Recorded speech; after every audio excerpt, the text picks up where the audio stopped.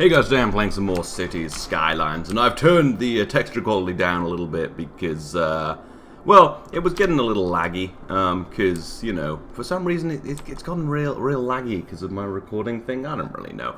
It doesn't matter. So last time we built Central Park, and there's some crime in it already. Well, we're gonna there's a cop shop right there. What are you doing, kid? You gotta go shoot that guy. This guy, shoot him. Take out a gun and shoot him in the head. Okay, well, it wasn't him, but someone's been shot. I mean, that's how crime fighting works, right? You just shoot the people you gotta... I'm gonna say yeah. Anywho.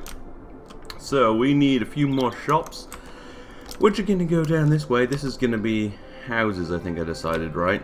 Because you want some houses near Central Park so people can be all like, oh, I live next to Central Park, and it's like, oh yeah, fuck yeah, that's good. Basically, it's just expensive. Well, the Central Park's pretty big, so are there cheap places near Central Park? I don't know, because, like, TV always distorts that. It's like, oh, these poor, failing actor in Friends lives in Manhattan? It's like, how does he afford to live in Manhattan? Seriously. Yeah, I mean, I know that's a very much already discussed a lot thing, but seriously, how the hell does Chandler Bing, who works as some kind of, I don't know, what, like a comptroller or some bullshit? I actually don't know what a comptroller is. But yeah, he has a like a pretty big flat in Manhattan, and pays his roommate rent and everything. He must be rich as shit. Anyway. And at the end, they kind of try and cover it. They're like, oh, and because of rent control, it was a freaking steal. It was like, fuck you, rent control in Manhattan. That's some bullshit. I mean, they live right next to Central Park. That's an expensive place.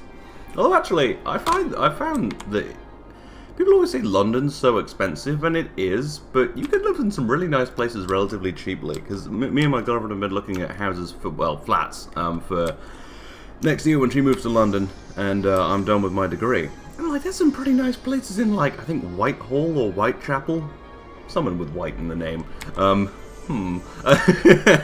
In one of them, it's either Whitechapel or Whitehall. It's like, wow, no, it must be Whitechapel. Whitehall's like, anyway, it doesn't matter. It's like, whoa, I thought I had to live where I live now, which sucks, but it's right near my uni, so it's good.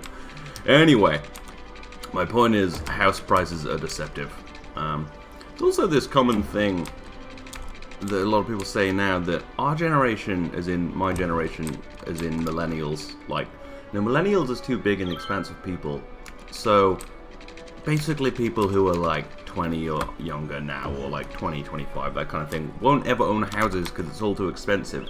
There's actually not a lot of evidence to support that. Like, I've heard that we're actually pretty likely to own houses. So yeah, anyway, that's my whole housing segment. That's housing news with Peter. Yeah, that's some quality content. Alright. What do we need for monuments? Hadron Collider, I want that. I want to create a black hole. We need a colossal order offices. Okay, how do we get them? We'll find out. Where are colossal order offices? It's these, isn't it? I had to spend 20 grand on education. Talking of which, how's education? It's good. We could use another university. But generally pretty good. We've got a small amount of uneducated people, because you need that. But mostly educated and well-educated. I think this is a good skew, you know? I think this is some good... I'm going to leave it for now, but I am going to put in some more office buildings, because we haven't expanded anything after office here. So, yeah, where should the offices go? I mean, they could go here. This would be cheap, because, you know, it's next to Poor People Town. Let's gentrify Poor People Town. Alright, yeah, we're gentrifying now. We're, you know, it had a good run, but eventually this will become, you know, someone else. It'll get all gentrified and it'll be great. Yeah. Alright. Okay, well, it'll need some power lines, so we'll stick them in Poor People Town. It doesn't matter what they see. Jesus Christ.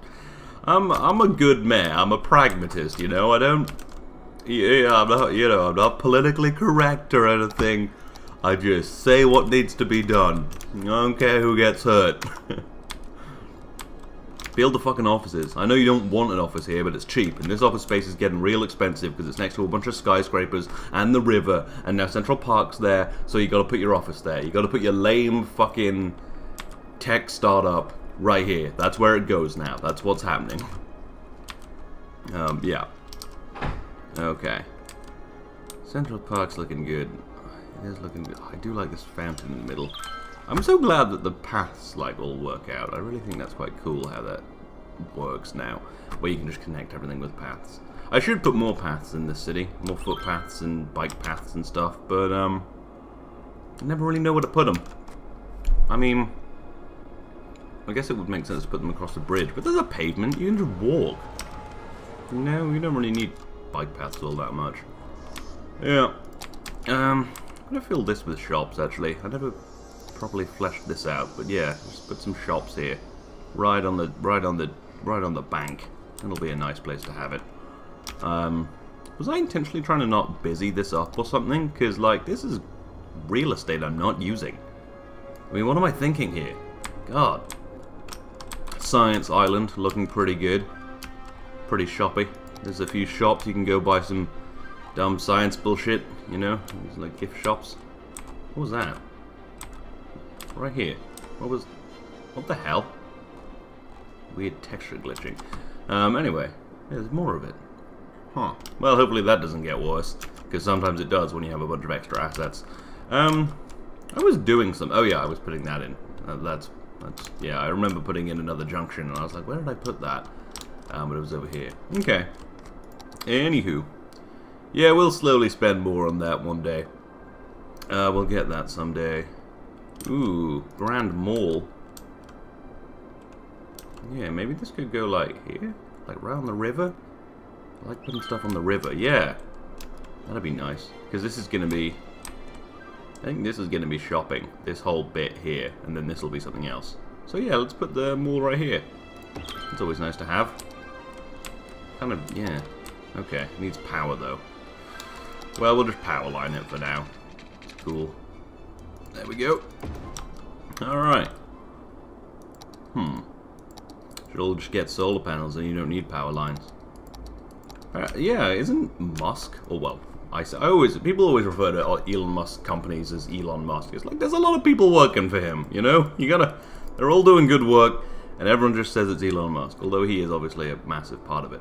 Anyway, but his company's been Tesla's been sending like aid to Puerto Rico, like in the form of like battery packs and power stuff because their power grid's offline.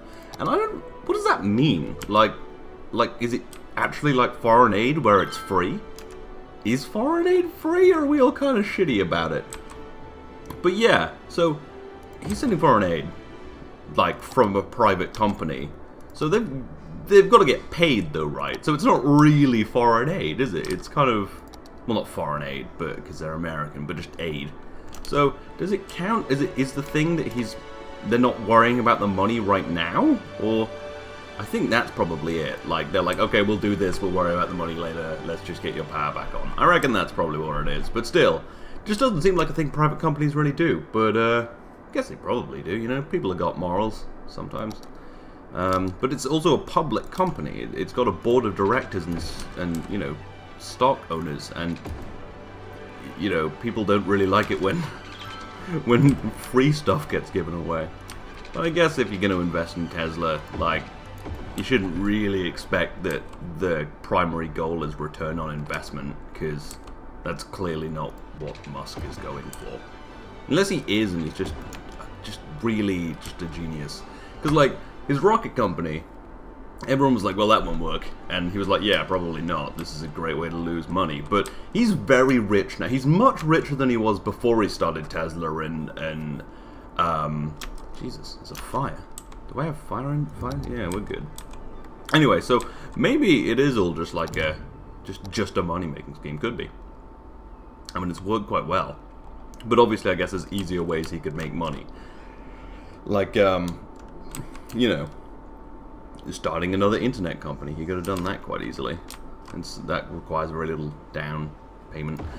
Anyway, yeah, I was just surprised. Although that is old news that they're sending foreign aid, but I'm still not foreign aid. That's just a thing. Yeah. Anyway, but yeah, it was just surprising to me that a private company would send aid and not like But they're always doing stuff like that. Like that thing in Australia, they were like, yeah, we'll do it for free if we can't do it in 100 days, which seems pretty risky. If I were on the board of directors at Tesla, I would want to get Musk to, quieten down a bit.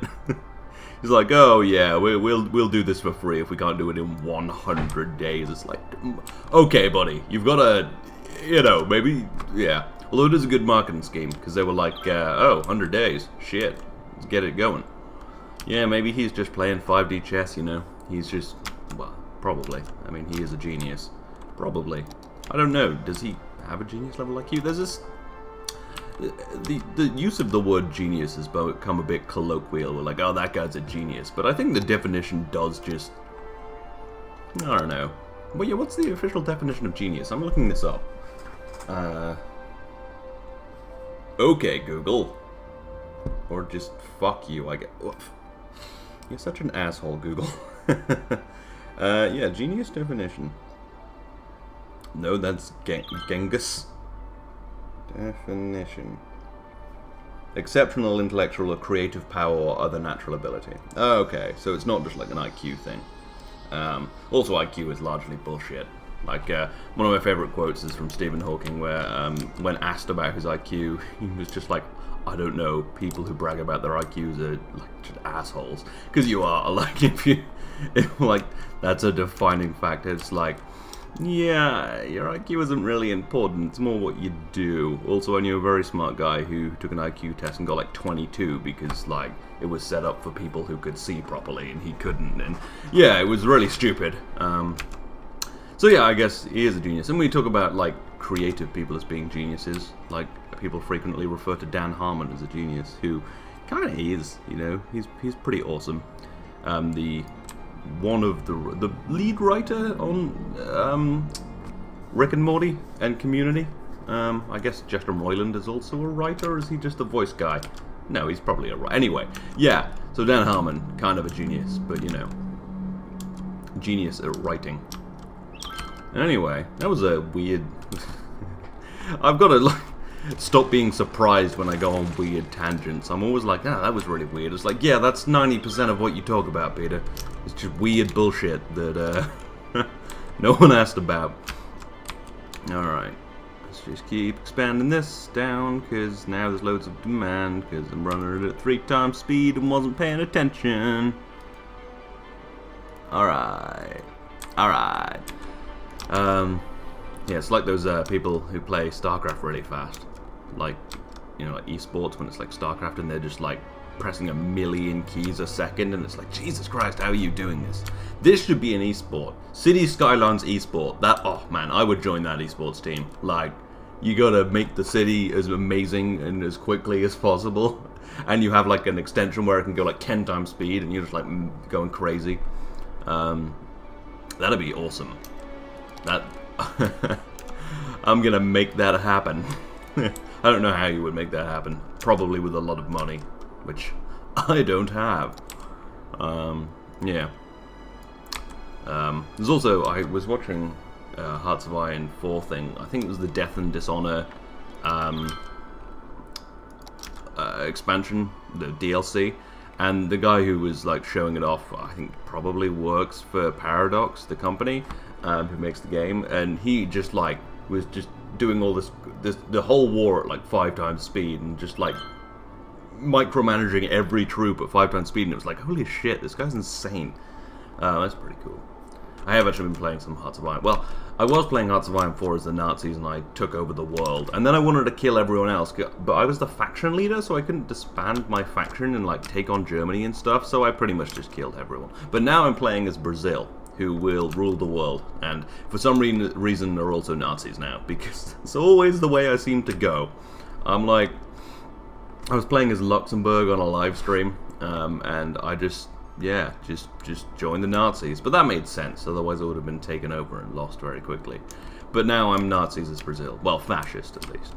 But that's very functional, because America was guaranteeing the independence of everyone. They were trying to stop wars in you know, South America. I couldn't have that shit. So I was like, hey, fascists, you want to send some troops? And they did. And that's how to take over the world is Brazil, which I haven't done yet, but I will. Anyway, God, someone should flowchart all the stuff I talk about in these videos. Like, just all the subjects. It's like, it would be a mess. Anywho, how's office going? Any more offices? Good. Yeah, just yeah, you know, we put a few offices near the poor people town, and then you know, they don't want to drink at Starbucks because, you know, they're too cool for that. So then, oh shit, this artisanal place pops up. Oh, and look, a brunch place. And oh, well, now everyone likes all these brunch places. Now other people want to start coming and living here. So the house prices go up. So the poor people can't live there anymore, and they haven't got anywhere to go. So they've just got to disperse, and it breaks up neighborhoods, man. And that's how gentrification happens. I actually went to a lecture on gentrification, so I have, so that's basically why I know, like, the process, at least. Yeah, because, you know, universities, and mine especially, tend to be pretty left-leaning, so there's a lot of that kind of stuff about, which is good. I mean, I guess I don't really know, I don't really fall on either side, but I guess most of my views would probably be considered pretty left, so, yeah. That's, yeah. Yeah, it is hard not to talk about politics when that's all you want to talk about. I don't know. I always descend into it. You know, I'm so easily I'm just very interested in all of it. So I just always end up talking about it, which is fine on live streams and here. And you know, people often say you shouldn't talk about politics on the internet, and then that creates a really toxic place where when you do, everyone just yells at you. That's the problem. Is no one can talk about it without, you know, everyone taking sides and screaming at each other. If everyone just shut the fuck up for a second and, like, listened and you know, didn't hold their beliefs to be, like, something that's really important, then maybe something would get done. Yeah, because that's a big problem on the internet, right? It's like no one, if you start talking about politics, and everyone's like, well, that's not right, because that's not on the team I'm on, so clearly you're wrong. And it's like, yeah, this is why nothing ever gets done. Because people treat it like teams, and you shouldn't, because they don't care about you. Like, you shouldn't treat a politician like he's your team. Like, you know, they don't give a shit about you. They just want more power. That's not like they're power grabbing. It's just like, that's the job. Like, the job of a politician is to get more power. That's like their goal. So, like, you shouldn't think that they give that. Basically, you shouldn't side with politicians over real people, because you shouldn't think of politicians like people, because they're basically not. You know? Yeah. That's my 2 cents on the matter. I think it's probably yeah. I don't really come down anywhere on either side, because I really just don't really like politicians. I just think they're just sort of. I don't get why people rally behind any of them. You know, just because some of them say nice things or things you want to hear doesn't mean that they're good people, because they're probably not. Like, anyway, this doesn't really have a point, you know. Usually a lot of the things I talk about have a point, but this doesn't. This is just me talking about how much I hate all of this. Oh, yeah. God, I think we've reached the part of the series where I just don't talk about the game at all. Which is fine, you know, because I think that's the best part. Although especially today, I mean, I'm just coloring and doing whatever, while discussing other things, which is nice. Kind of what this always devolves into. Still though, have we anything cool we can build? Anything? No, we built all the cool shit. Except we haven't built a cinema yet. We could put the cinema over here. Kind of on the edge of the shops near some houses. That'd be good. Be some good shit. Good. Okay, I did go in there. Nice. Oh, that person's ill. Nah, well, it looks like that's really their fault. They live right next to a hospital. That's just, you know, poor planning. Well, good planning, but poor execution. You know, they've got to try harder. Got to try harder at that. Alright. Office is going well. I didn't really know what I wanted to put here. And there's too many holes in my city. I should put some houses or something here as well, just to fill in these gaps. I leave too many gaps. So if we just house the shit out of this. And yeah. It's also nice to break up all the shops and offices with houses. Because then... There we go. Because then you don't get so many like trucks and vans and shit going to the same place to like try and try and deliver everything, because you don't want all of the trucks going to one place to fill all the shops, so you got to break it up a bit. Pro tip, which obviously you accept from me because I'm clearly a pro at this game. With all the no problems I have, I mean, I'm just not even looking at this whole place. It's a wasteland of. No one needs any of the oil that we're producing. Most of them don't even have enough oil to mine. And a bunch of buildings are just getting knocked down. Yeah, this is a pretty redundant industry now, but I'm leaving it there because, there's jobs. Don't just put the oil in a warehouse and we'll think about it later. It's fine. As long as it, jobs. Create some jobs. We're not going to have a war on oil. We're going to keep mining it even when it's redundant. Wow, this is a very slightly politically charged, but in a kind of weird way episode. Although in good news, Mr. Robot Season 3 has come back. Well, it's not come back, it started. Yeah. Anyway, Mr. Robot's back, Season 3, and I watched the first episode and it was so good. But I guess this is Sunday and it has only really just come out, so I'm not going to talk about it too much, because like some people might not have seen it. And although if you haven't seen Mr. Robot Season 3 Episode 1, why are you watching this right now? Why aren't you watching that? What are you doing? What? You make poor life choices. But no, it's so good. Now, a lot of people complain that it's not so much about hacking now, because it's still basically about hacking, but it was never really just about hacking.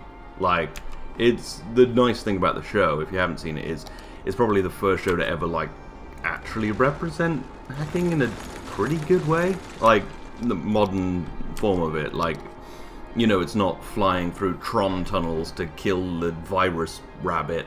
It's like actually, terminals and shellcode and all that shit that you would actually use. And yeah, that's really good.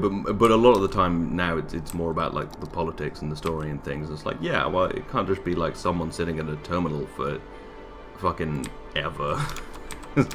Yeah. But no, the show is not just about, hacking. It's also about kind of, sort of, it's about, kind of corporate overlord type things.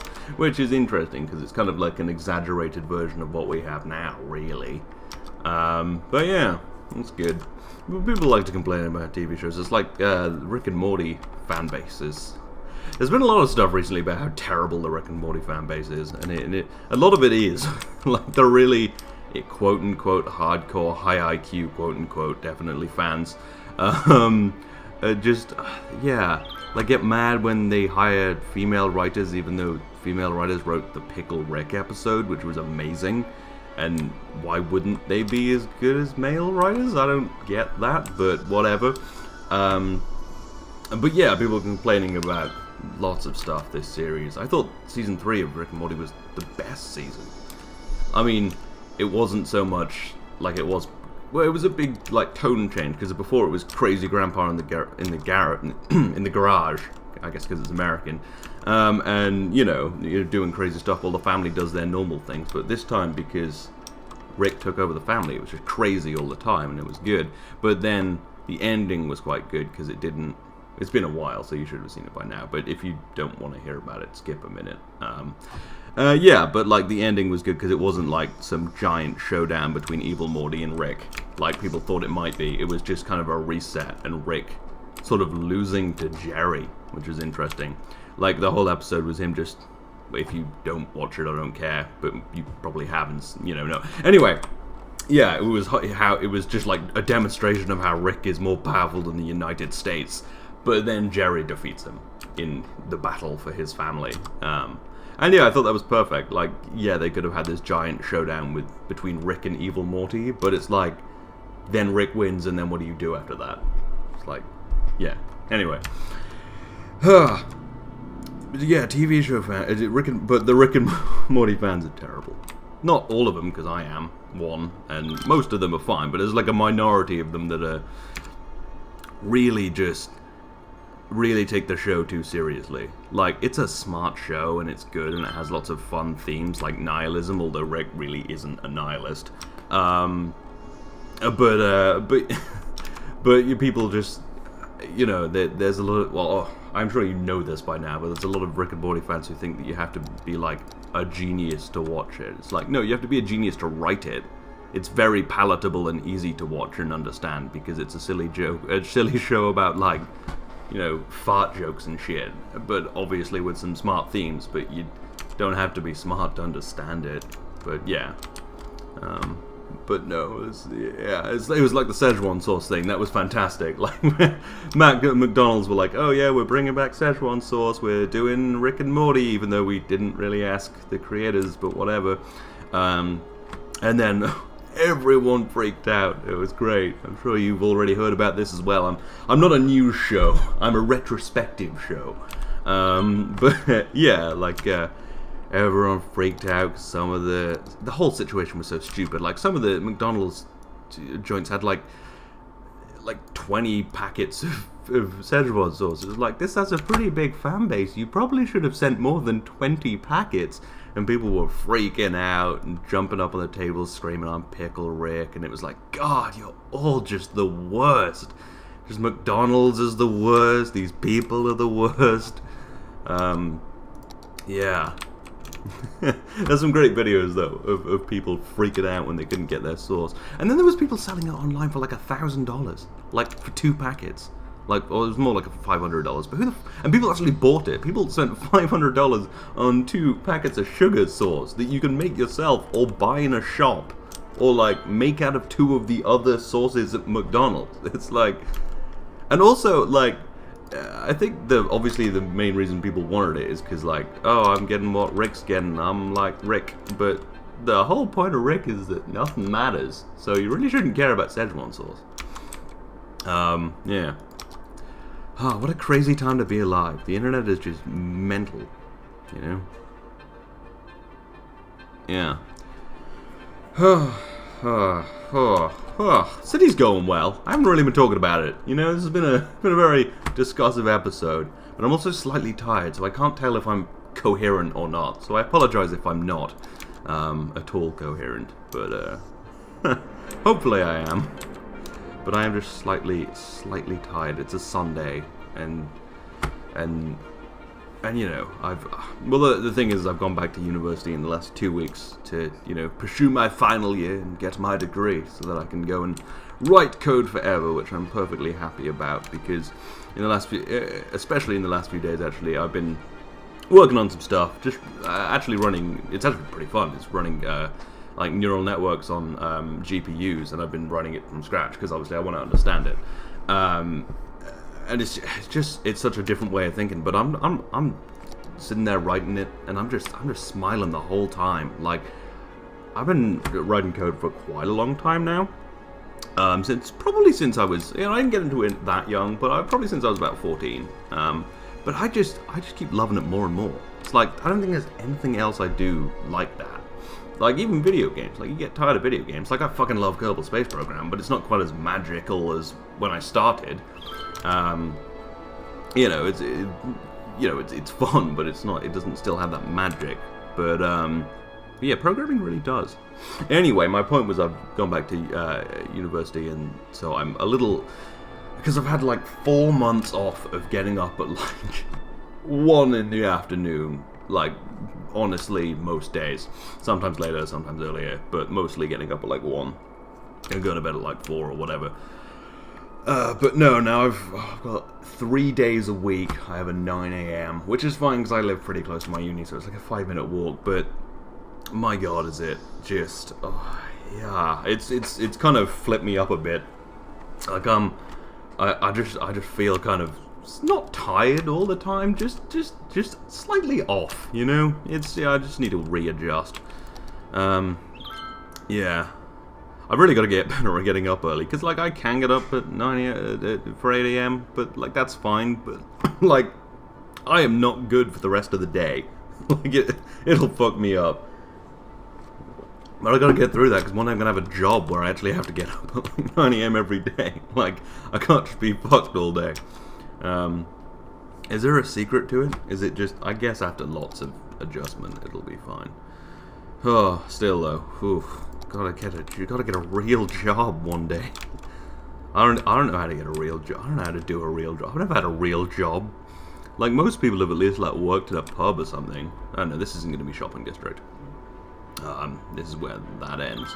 Yeah, like, most people have, like, worked at a pub or been a waiter or something, but I haven't. When I was a kid, like, when I was 13 or 12 or something, I got a paper round, you know, make a little money. And then, because it was a paper round, obviously it got, like, cancelled when I was, actually, like, when I was, like, 16. I did it for ages, because I just didn't care. And I didn't really like the idea of getting a normal job, because I don't really like people. But yeah, then I just did this, because then this took off pretty much as the papers were cancelled. And yeah, so, like, it actually looks pretty good on the CV to have been a YouTuber, because you're, like, self-employed and you've got to do all this bullshit and have a wide skill set. But I don't know how to do a real job. Like, I don't know, man. Anyway, I'm sure it'll be fine. I don't think anyone really knows what they're doing. A degree doesn't really prepare you for a job. Like, a lot of people say this, and it seems to be true from where I'm sitting right now. It's like a degree doesn't really prepare you for a job. It's sort of just, I don't know, it teaches you the basic skills, but, like, actually working is apparently quite different. I wouldn't know. Although, you know, I think I have cultivated quite a good work ethic by being self-employed, because it's like, you know, in most jobs, when you walk out the door, you're done, and you just go home and do whatever. But I don't get that. Like, when I come home, like, well, it's kind of like a double whammy, because I have YouTube, which you know, is obviously fun, but because it's a job, you know, there's an element of me having to do it a little bit. Not entirely, obviously. Like, anyway, yeah. So basically, because what was my point? It was about never really knowing when I should stop working.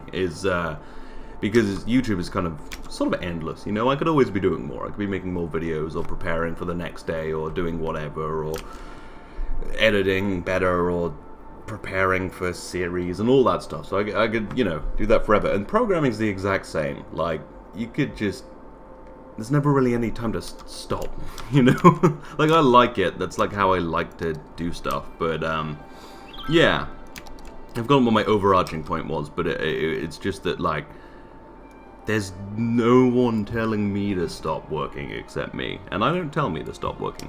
Although I do procrastinate a lot, so I guess that kind of works. Anyway, I think this is an episode. Yes, it's just been very not about the game. I hope I was largely coherent. Like I said, I'm still adjusting to being out of bed at this time. It's currently 2:30. This should be breakfast time. But yeah, I hope you enjoyed it. Hope nothing I said triggered you. I don't know. I feel like I said a bunch. If you're like psycho Rick and Morty fan, you might come and kill me. Or if I said something about politics, but I think it was mostly that you should hate politicians, which I think is a pretty common. They're the fucking worst. You know, they're just the worst people. Anywho, I hope you have enjoyed this. I hope you know, okay with this slowly devolving into me basically just becoming a podcast where I talk about anything, and sort of play the game in the background, which is, yeah, I hope you're okay with that probably becoming what these series tend to descend into that. But anyway, yeah, like I said, I hope you enjoyed this. This has been episode 22 of City Skylines Mass Transit. I will see you next time.